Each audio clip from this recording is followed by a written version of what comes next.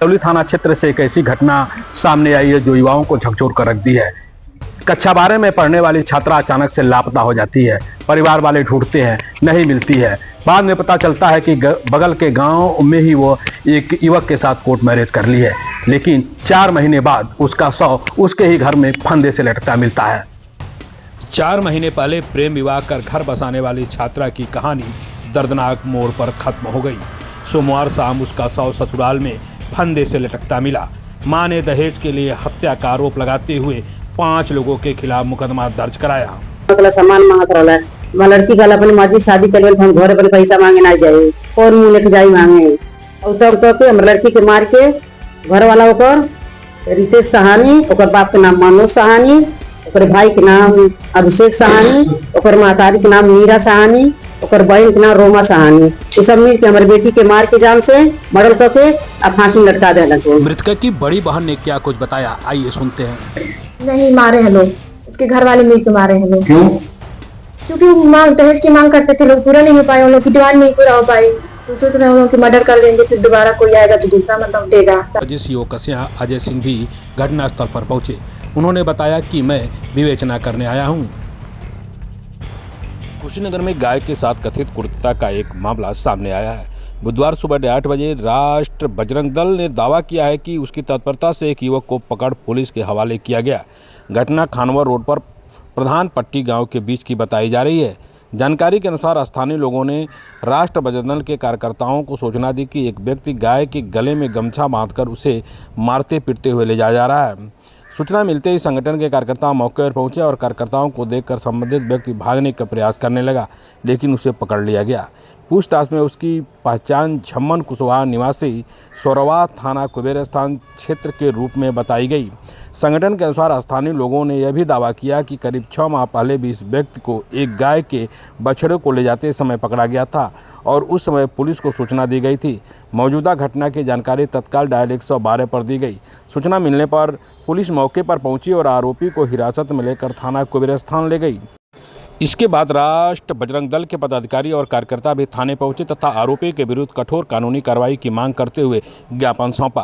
राष्ट्र बजरंग दल ने प्रशासन से मामले की निष्पक्ष जांच कर कानून के अनुसार उचित कार्रवाई करने की मांग की है। फिलहाल पुलिस मामले की जांच में जुटी है और जांच के आधार पर आगे की कार्रवाई की जाएगी। देखिए, इस गौ माता को तस्करी करते हुए इसको पकड़ा गया। थाना क्षेत्र से एक दुखद खबर सामने आई है।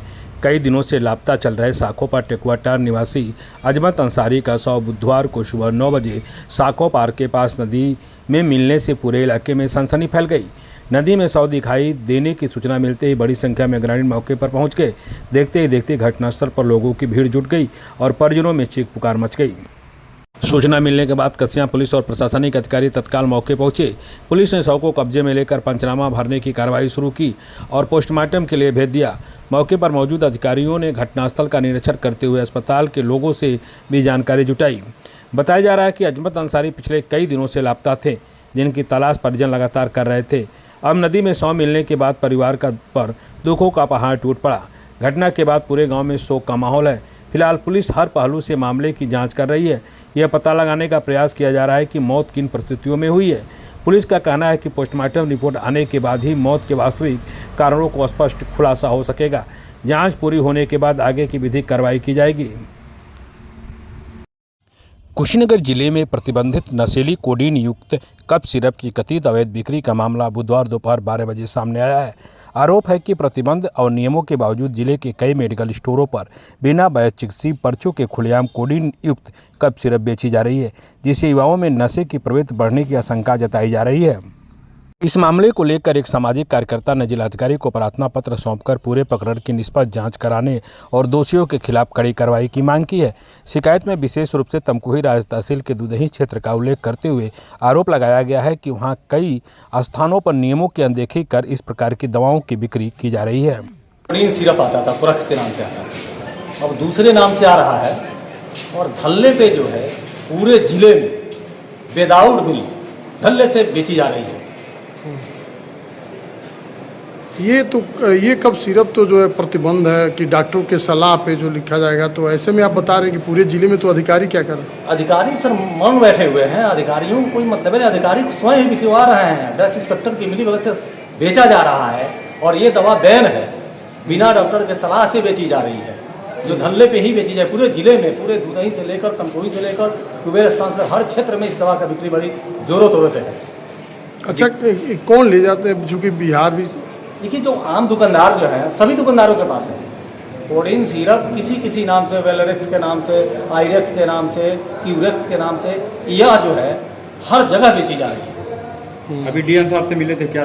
डीएम साहब से मिले थे, उन्होंने कहा तत्काल इस पर कार्रवाई होगी, लेकिन देखते हैं कार्रवाइयाँ होती है कि नहीं। नगर की कसिया क्षेत्र में लगातार हो रही बिजली कटौती और खराब विद्युत व्यवस्था को लेकर समाजवादी पार्टी के पूर्व विधानसभा प्रत्याशी राजेंद्र प्रताप उर्फ बंटी राव ने बुधवार को 11 बजे कसिया स्थित हाईडील परिसर में धरना प्रदर्शन किया।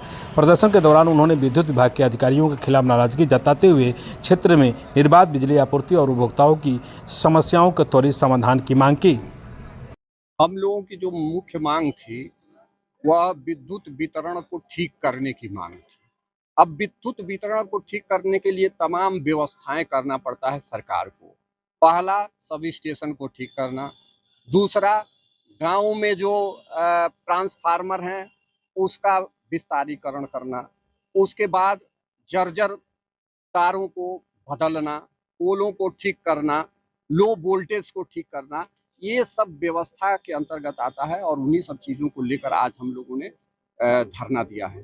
जो कुशीनगर विधानसभा के अंतर्गत जितने भी फीडर हों, चाहे कसिया फीडर हो, चाहे रामाभार फीडर हो, कुशीनगर फीडर हो, पिपराजाम फीडर हो, गोपालगढ़ फीडर हो, साखोपार फीडर हो, चाहे पटरौना फीडर से भी बिजली पटरौना से भी मिलता है, चाहे आपका कुबेर स्थान फीडर हो, चाहे आपका सौसा मठिया फीडर हो, चाहे आपका रामकोला फीडर हो।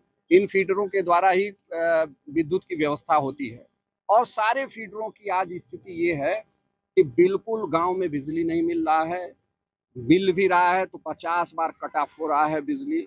जहां जर्जर तार हैं वहां तार ही टूट के गिर जा रहा है। और ये समस्या हम लोग बार बार लगातार 8-10 साल से उठा रहे हैं, लेकिन समस्या जैसे का तैसे, उसमें कोई परिवर्तन होने का नाम नहीं हो रहा है। सरकार यह कह रही है कि हम तो 18-20 घंटा बिजली देते हैं, लेकिन गांव में जाके आप पूछिए तो स्थिति बड़ी भयावह है। बिजली आज तो हमने कई भारतीय जनता पार्टी के नेताओं का मैंने फेसबुक पर पढ़ा है कि बिजली की व्यवस्था दुरुस्त नहीं किया गया तो बड़ी खराब स्थिति होगी। इसलिए हम लोग धरने में धूप देख रहे हैं, इतनी भारी धूप में हम लोग अगर धरने में बैठे हैं तो निश्चित है जनता पीड़ित है। उन्हीं की समस्या को लेकर हम कुशीनगर में पत्रकारों की सुरक्षा, सम्मान और सामाजिक संरक्षण को लेकर पूर्वांचल पत्रकार एसोसिएशन ने मुख्यमंत्री योगी आदित्यनाथ के नाम 7 सूत्री ज्ञापन जिलाधिकारी को सौंपा। जिलाध्यक्ष महेंद्र पांडे और वरिष्ठ जिला उपाध्यक्ष राजन विश्वकर्मा के नेतृत्व में पत्रकारों ने स्वास्थ्य और दुर्घटना बीमा, जिला स्तर पर पत्रकार पंजीकरण, सुरक्षा कानून तथा सामाजिक सुरक्षा की मांग उठाई।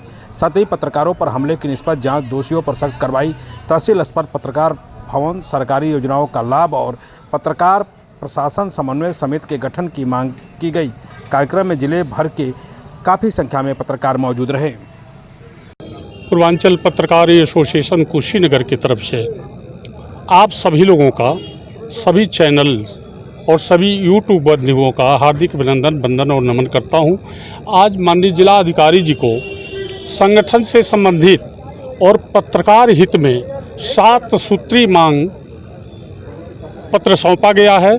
चूँकि जिलाधिकारी महोदय जी नहीं थे, एडीएम साहब को यह मांग पत्र सौंपा गया है। जिले में तमाम उदाहरण मिले हैं और मैंने देखा है कि किसी भी पत्रकार बंधु के ऊपर उत्पीड़न की जब कार्रवाई करनी होती है प्रशासन को, पुलिस प्रशासन को, तो बिना जाने सुने, बिना कुछ जांचे उसके ऊपर मुकदमा दर्ज कर देना, उत्पीड़न करना। जब भी मौका मिलता है तो मेरे पत्रकार बंधुओं का उत्पीड़न वो लोग करने से परहेज नहीं करते हैं। उस संबंध में मैंने पत्र में लिखा है, मांग पत्र में लिखा है कि किसी भी पत्रकार बंधु के ऊपर कोई कार्रवाई अगर आप प्रशासनिक करते हैं तो सबसे पहले जांच होना चाहिए और जांच के उपरांत अगर दोषी पाए जाते हैं तो आप मुकदमा लिख सकते हैं। कुशीनगर में मुख्यमंत्री सामूहिक विवाह योजना के तहत बुधवार को 12 बजे कसिया नगर पालिका क्षेत्र के एक निजी मैरिज लॉन में भव्य सामूहिक विवाह समारोह का आयोजन किया गया।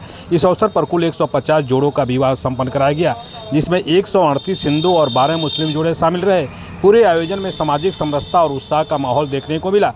कार्यक्रम में सोहराब कुशीनगर विधायक पीएन पाठक ने दीप प्रज्वलित कर किया। उन्होंने कहा कि योजना आर्थिक रूप से कमजोर परिवारों के लिए वरदान साबित हो रही है और सम्मानपूर्वक विवाह संपन्न कराने में महत्वपूर्ण भूमिका निभा रही है। समाज कल्याण अधिकारी रमाशंकर यादव ने बताया कि शासन की मंशा के अनुरूप सभी व्यवस्थाएं की गई थी। समारोह में भोजन, सुरक्षा, पेयजल और स्वास्थ्य सहित सभी आवश्यक सुविधाएं उपलब्ध कराई गई। कार्यक्रम के अंत में नवविवाहित जोड़ों को सुखद और मंगलमय दाम्पत्य जीवन की शुभकामनाएं दी गई। बचे हुए थे पूरे जनपद से। ये कुशीनगर विधानसभा की सौभाग्य है कि जिला ने यहाँ तय किया। हम लोग प्रयास किए थे कि ये कुशीनगर में ही हो। ये माननीय मुख्यमंत्री जी का जो सामूहिक विवाह योजना है, बहुत ही अच्छी योजना है ये। चूंकि पार्टी का, मोदी जी का, भाजपा का लगता है कि अंतिम पैदान तक लोग बैठे हैं, उनको कोई दिक्कत न हो, इसके लिए मुख्यमंत्री सामूहिक विवाह का आयोजन किया गया है। और आप देख रहे होंगे कितना हर्षोल्लास से लोग शादी हो रही है। मैं इनके उज्जवल भविष्य की कामना करता हूँ। जो भी लोग आज सूत्र में बंध रहे हैं, बहुत बहुत धन्यवाद। प्रत्येक जोड़ों को एक एक फलदार वृक्ष भी दिया जा रहा है। हाँ, इसका मूल उद्देश्य क्या है? बहुत अच्छी बात है। और वृक्ष लगाना कितनी अच्छी बात है। वृक्ष नहीं रहेगा तो आपका हमारा जीवन रहेगा क्या? बहुत बहुत धन्यवाद।